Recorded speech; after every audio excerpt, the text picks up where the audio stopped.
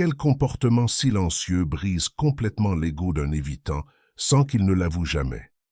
Les évitants construisent toute leur identité autour d'être émotionnellement intouchables.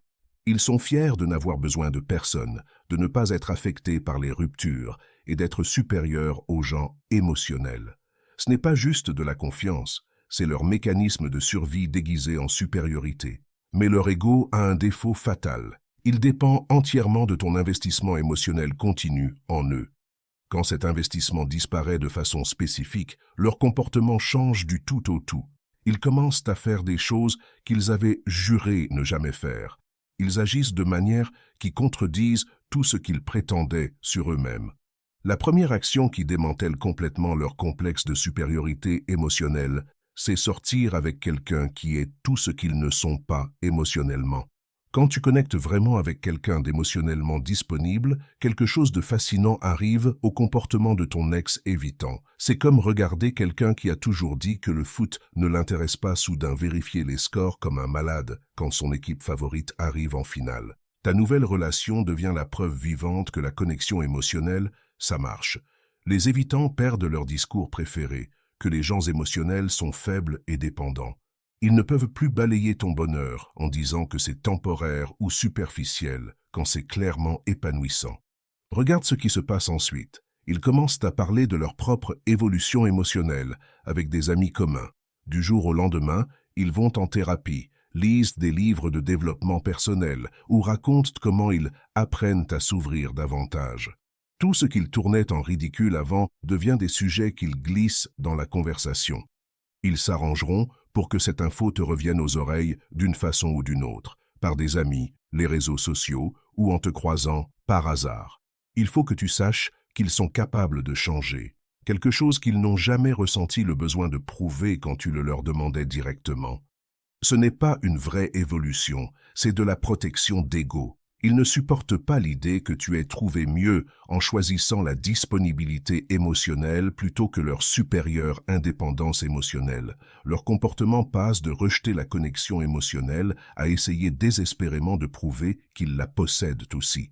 Le plus satisfaisant, c'est de les voir galérer à démontrer leur disponibilité émotionnelle tout en gardant leur image froide et détachée. Ils finissent par avoir l'air de jouer les émotions plutôt que de les ressentir, ce qui ne fait que prouver ton point encore plus clairement. Ne jamais demander leur amitié ou un contact. Les évitants fonctionnent comme cet ami qui ne propose jamais de plan, mais s'attend toujours à être invité. Ils partent du principe que tu finiras par revenir chercher l'amitié, une discussion pour tourner la page ou une forme de connexion. Quand des mois passent et que tu ne fais jamais cette démarche, leur comportement révèle à quel point ils comptaient sur ton contact éventuel. Tu commenceras à entendre par des amis communs qu'ils posent des questions sur toi. Pas directement, mais des questions en passant sur comment tu vas, si tu vois quelqu'un, si tu parles d'eux parfois. Des questions dont ils prétendaient qu'elles ne les intéresseraient jamais parce qu'ils ne regardent pas en arrière. Ils peuvent commencer à liker de vieilles photos sur tes réseaux. Pas les récentes, ce serait trop évident, mais des posts d'il y a des mois. Où ils regardent tes stories systématiquement, mais ne répondent jamais. Ce sont des miettes semées, pour te rappeler qu'ils existent sans vraiment initier le contact. Certains évitants vont créer des rencontres fortuites. Tout à coup, ils font leurs courses dans ton supermarché, s'entraînent dans ta salle de sport ou traînent dans des endroits où ils savent que tu seras. Ils font semblant d'être surpris de te voir, mais ces rencontres arrivent trop souvent pour être des coïncidences. L'option nucléaire, ils vont te recontacter avec une excuse pratique. J'ai un truc à toi, ou il faut que je te demande quelque chose sur expérience partagée. Ces contacts ont toujours une excuse crédible, mais c'est en fait pour tâter le terrain et voir ton niveau d'intérêt. Quand tu ne mords jamais à l'hameçon, quand tu restes poliment indifférent à leurs miettes et que tu ne transformes pas les conversations pratiques en émotionnelles, leur confusion devient visible. Ils commencent à en faire plus au lieu de passer à autre chose comme ils prétendaient le faire. Devenir genuinement indifférent à leur opinion sur toi. Imagine quelqu'un qui avait l'habitude d'être le critique gastronomique que tout le monde écoute découvrant soudain que ces critiques n'affectent plus la fréquentation des restaurants. C'est ce qui arrive quand un évitant réalise que son opinion sur toi n'a plus de poids. Les évitants maintiennent un contrôle psychologique par le jugement. Ils croient que leur évaluation de toi compte plus que celle de n'importe qui d'autre, parce qu'ils se voient comme plus objectifs et moins émotionnels. Quand tu te fiches complètement de leur opinion, leur système de contrôle s'effondre. Le changement devient évident quand ils commencent à donner des opinions non sollicitées sur tes choix. Ils vont commenter tes posts sur les réseaux, critiquer tes décisions auprès d'amis communs ou faire des observations sur ton mode de vie. C'est l'opposé de leur indifférence détachée habituelle. Ils peuvent commencer à faire l'éloge de choses qu'ils critiquaient avant chez toi. S'ils t'appelaient trop émotionnel avant, ils vont mentionner aux autres que tu es plutôt équilibré en fait. S'ils dédaignaient tes centres d'intérêt, soudain ils trouvent ces mêmes centres d'intérêt dignes de discussion. Tu verras des tentatives de se positionner comme des experts de ta personne. Ils vont dire à des amis communs des trucs comme « je la connais mieux que personne » ou « c'est juste une phase qu'il traverse ».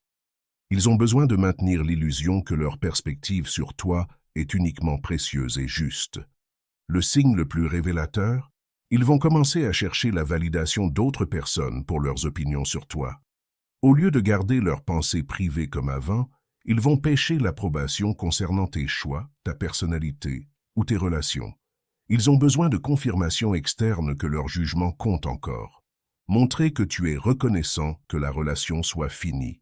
Pense à ça comme quelqu'un à qui on a toujours dit qu'il était le meilleur chef de la ville, découvrant que les gens sont genuinement soulagés quand il arrête de cuisiner pour eux. La base de leur identité s'effrite quand ils réalisent qu'ils n'étaient pas le trésor qu'ils pensaient être. Ça détruit leur croyance fondamentale qu'ils étaient la partie précieuse de la relation. Les évitants s'attendent à ce que tu aies des regrets, que ce que vous aviez te manque ou que tu sentes avoir perdu quelque chose de précieux. Une vraie gratitude pour la fin contredit complètement leur vision d'eux-mêmes. Tu remarqueras qu'ils pêchent des signes de regret par des amis communs. Des questions comme « est-ce qu'il parle parfois de notre relation ?» ou « il a mentionné regretter quelque chose chez nous ?» Ils ont besoin de confirmation que tu vois la rupture comme une perte plutôt que comme un gain. Ils peuvent commencer à mettre en avant des souvenirs positifs de votre relation auprès d'autres, des histoires sur les voyages que vous avez faits, les façons dont vous étiez compatibles ou les bons moments que vous avez partagés. C'est un comportement inhabituel pour les évitants, qui préfèrent généralement oublier complètement les relations passées. Certains vont essayer de te rappeler ce que tu as abandonné en choisissant de partir ou de les laisser tomber. Ils vont mentionner des réussites, des améliorations dans leur vie ou des opportunités que tu rates. C'est leur tentative de créer du FOMO rétroactif sur ta décision. Le comportement le plus désespéré? Ils vont essayer de recréer des expériences positives que vous aviez partagées avec d'autres personnes, puis s'assurer que tu le saches. Le restaurant que vous aviez découvert ensemble, l'activité que vous aimiez ou la tradition que vous aviez créée, ils vont la reproduire et la documenter publiquement. Quand ta réponse à tout ça reste une gratitude constante, que cette expérience soit terminée, leur comportement devient de plus en plus erratique. Ils n'arrivent pas à comprendre une vraie reconnaissance pour les avoir perdus parce que ça contredit leur croyance centrale sur leurs propres valeurs. Les traiter comme n'importe qui d'autre. Les évitants s'attendent à garder un statut spécial dans ta vie d'une façon ou d'une autre. Même après les ruptures, ils supposent qu'ils vont rester dans une catégorie unique, pas vraiment ennemis, pas vraiment amis, mais définitivement pas ordinaires. Quand tu les traites avec la même énergie que tu donnerais à n'importe quelle connaissance occasionnelle, leur statut spécial se dissout. C'est comme être membre VIP quelque part et découvrir soudain que ton adhésion a été rétrogradée à client régulier sans que personne te le dise. Les privilèges ont disparu, mais tu continues d'attendre un traitement spécial. Tu verras des tentatives de recréer la dynamique intime que vous partagiez. Ils vont faire référence à des blagues privées, évoquer des souvenirs partagés ou communiquer avec le même ton qu'ils utilisaient pendant la relation. C'est leur façon d'essayer de maintenir une spécialité émotionnelle sans engagement actuel. Ils peuvent tester si tu vas leur accorder une considération spéciale pour des demandes ou des faveurs. De petites requêtes que n'importe quel ami pourrait faire, mais ils testent vraiment si tu les vois encore comme méritant un traitement unique. Ta politesse décontractée constante, la même énergie que tu donnerais à un collègue ou un voisin, devient profondément dérangeante pour eux. Ils sont habitués soit à une connexion intense, soit à un conflit dramatique. Le traitement ordinaire est un territoire étranger qui souligne à quel point ils sont devenus insignifiants dans ta vie. Passer à autre chose, sans explication ni discussion de closure. Quand tu continues simplement ta vie sans avoir besoin de décortiquer, analyser ou comprendre ce qui s'est passé entre vous, quelque chose d'intéressant se produit. Ils commencent à créer des explications pour ton comportement parce que l'absence de drame les déroute. Les évitants sont préparés aux confrontations émotionnelles, aux conversations remplies de larmes ou aux demandes énervées de réponses. Ils ne sont pas préparés à ce que tu passes simplement à autre chose. Ton absence de besoin de closure devient la déclaration la plus forte que tu pourrais faire. Tu entendras par d'autres qu'ils proposent des théories sur ton comportement. Il/elle est dans le déni. Il/elle fait semblant de s'en foutre, ou il/elle finira par le digérer. Ces explications les aident à maintenir l'illusion que ton manque de réaction émotionnelle est temporaire plutôt que genuine. Certains vont essayer de créer eux-mêmes des conversations de closure. Ils vont remettre la relation sur le tapis, essayer d'expliquer leur perspective ou faire allusion à des problèmes non résolus. Quand tu réponds avec un désintérêt poli plutôt qu'avec de l'engagement, leur confusion devient visible. Le comportement le plus révélateur, c'est quand ils commencent à traiter ton indifférence comme un mystère à résoudre plutôt qu'un simple manque d'investissement. Ils n'arrivent pas à accepter que tu aies genuinement tourné la page parce que ça implique qu'ils n'étaient pas aussi marquants qu'ils le croyaient. Devenir la personne émotionnellement disponible qu'ils prétendaient inexistante. C'est comme regarder quelqu'un qui insistait que les licornes n'existent pas, en voir soudain une broutée dans son jardin. Quand tu développes une vraie maturité et disponibilité émotionnelle avec d'autres, ça challenge toute leur vision du monde sur la nature humaine. Pendant votre relation, ils insistaient probablement que la connexion émotionnelle vraie était impossible, que les gens qui la voulaient étaient naïfs, ou que l'amour durable était un fantasme. Ton évolution vers la disponibilité émotionnelle prouve qu'ils avaient tort sur des aspects fondamentaux de la connexion humaine. Remarque comment ils réagissent aux preuves de ton développement émotionnel. Ils peuvent le rejeter comme du cinéma ou un comportement temporaire. Ils ont besoin de maintenir leur croyance que la connexion émotionnelle profonde est impossible plutôt que d'admettre qu'ils étaient simplement incapables de la fournir. Certains vont essayer de s'attribuer le mérite de ta croissance. Je leur ai appris à être plus indépendants ou notre relation l'a aidé à mûrir. C'est leur façon de maintenir la supériorité tout en reconnaissant tes changements positifs. La réaction nucléaire, c'est quand ils commencent à essayer la disponibilité émotionnelle eux-mêmes, mais seulement après avoir vu que ça marche pour toi. Soudain, ils vont en thérapie, pratiquent la vulnérabilité ou parlent d'évolution émotionnelle. Le timing révèle que ton succès a motivé leurs efforts, pas un désir interne genuin de changement. Vivre ta meilleure vie publiquement sans les mentionner. Ta visibilité épanouissante devient un rappel constant que leur absence a amélioré plutôt que diminué ta vie. Pense à ça comme une plante qui galère à l'ombre soudain qui s'épanouit en plein soleil. Le contraste est impossible à ignorer. Les évitants s'attendent à ce que ta vie montre des preuves de leur impact, positif ou négatif. Quand tes réseaux sociaux, tes interactions avec des amis communs et ton énergie générale reflètent un bonheur genuin qui n'a rien à voir avec eux, leur importance est remise en question. Ils vont commencer à surveiller ton contenu de plus près, cherchant des signes de galère, de solitude ou de déclin. Ta positivité et ta croissance constante deviennent une réfutation silencieuse de leur importance dans ton monde émotionnel. Certains vont essayer de s'insérer dans ton récit en commentant des posts, likant des photos ou en se faisant remarquer dans ta sphère sociale. Ces actions contredisent leurs préférences habituelles pour la distance émotionnelle et révèlent à quel point ton bonheur visible les dérange. Le comportement le plus désespéré, c'est quand ils commencent à poster leur propre contenu Best Life en réponse au tien. Ça crée une compétition bizarre qu'ils ont initiée mais qu'ils ne peuvent pas reconnaître, parce qu'admettre qu'ils sont en compétition reviendrait à admettre que ton opinion leur importe, quelque chose qu'ils ont toujours prétendu ne pas faire. Ne jamais essayer de réparer ou comprendre leurs problèmes émotionnels. Quand tu arrêtes d'essayer de les décoder comme un puzzle qui a besoin d'être résolu, quelque chose change dans leur comportement.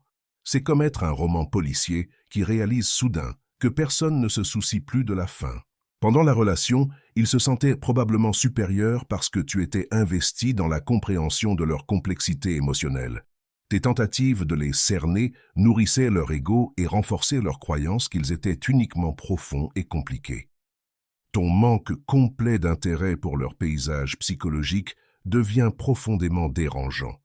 Ils sont habitués à ce que les gens soient fascinés par leur indisponibilité émotionnelle, la traitant comme un défi à surmonter ou une profondeur à explorer. Tu verras des tentatives de regagner ta curiosité psychologique. Ils peuvent faire allusion à des galères personnelles, mentionner des percées en thérapie ou partager des insights sur leur comportement. Ce sont des appâts conçus pour rallumer ton intérêt pour leur monde intérieur. Quand tu réponds avec une indifférence polie plutôt qu'une fascination renouvelée, ils perdent une source majeure de validation de l'ego. Être émotionnellement complexe ne se sent supérieur que quand quelqu'un se soucie assez d'essayer de comprendre cette complexité. Être complètement OK avec zéro contact pour toujours. Ton confort genuine avec une séparation permanente détruit leur plan de secours. Les évitants maintiennent souvent des routes d'évasion mentale, la possibilité d'un contact futur, d'une réconciliation ou d'une connexion renouvelée. Quand tu fermes cette porte complètement et que tu sembles soulagé plutôt que triste à ce sujet, leur planification d'urgence s'effondre. La plupart des gens galèrent avec les fins permanentes, surtout avec des relations importantes. Ta facilité apparente avec une déconnexion totale suggère soit qu'ils n'étaient pas aussi importants qu'ils le pensaient, soit que tu es plus émotionnellement indépendant qu'ils ne croyaient possible. Ils vont tester ton engagement au no-contact par différents moyens. Enquête d'amis communs, interaction sur les réseaux sociaux ou communication d'urgence conçue pour jauger si tu répondrais s'ils avaient vraiment besoin de toi. Ton indisponibilité constante, pas une indisponibilité énervée, mais une indisponibilité genuinement désintéressée, devient une déclaration sur leur pertinence dans ta vie. Ils s'attendaient à rester un peu important pour toujours, même si le contact était minimal.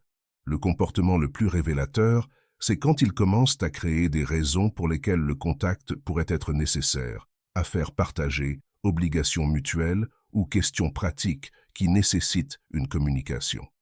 Ces nécessités fabriquées révèlent leur malaise avec ton confort concernant la séparation permanente. Pourquoi ces actions marchent spécifiquement sur les égos évitants? Comme une maison construite sur des fondations de sable, leur complexe de supériorité émotionnelle ne reste stable que quand certaines conditions restent constantes. Leur ego se nourrit d'être l'émotionnellement supérieur dans n'importe quelle dynamique. Quand tu te retires de l'investissement émotionnel, de la compétition ou de la poursuite, tu élimines leur source principale de validation. Ils ne peuvent pas se sentir supérieurs à quelqu'un qui ne joue pas le jeu qu'ils sont conçus pour gagner. Le silence de ces actions, c'est ce qui les rend si dévastatrices. Les réponses dramatiques donnent aux évitants quelque chose à rejeter ou analyser. L'indifférence silencieuse ne leur donne rien avec quoi travailler, sauf la réalisation croissante qu'ils ne sont pas aussi inoubliables ou marquants qu'ils le croyaient. Plus important, ces comportements révèlent l'écart entre leur perception d'eux-mêmes et la réalité. Ils se voient comme des prix à gagner, des mystères à résoudre ou des défis à conquérir. Quand tu les traites comme des gens ordinaires qui ne te conviennent simplement pas, tout leur cadre d'identité commence à s'effondrer. Le beau, c'est que tu n'as pas besoin d'expliquer, justifier ou annoncer aucune de ces actions. Leur efficacité vient de l'authenticité, pas de la performance. Quand ces comportements viennent d'une vraie croissance et indifférence, plutôt que d'une manipulation stratégique, leur impact sur l'ego d'un évitant devient indéniable. As-tu remarqué ton ex évitant montrer ses comportements quand tu as arrêté de lui donner l'attention émotionnelle qu'il attendait? Laisse un commentaire sur quelle réaction t'a le plus surpris. Si ça t'a aidé à comprendre comment fonctionnent vraiment les égos évitants, like cette vidéo et abonne-toi pour plus d'insights sur les schémas d'attachement et les dynamiques relationnelles. Merci d'avoir regardé.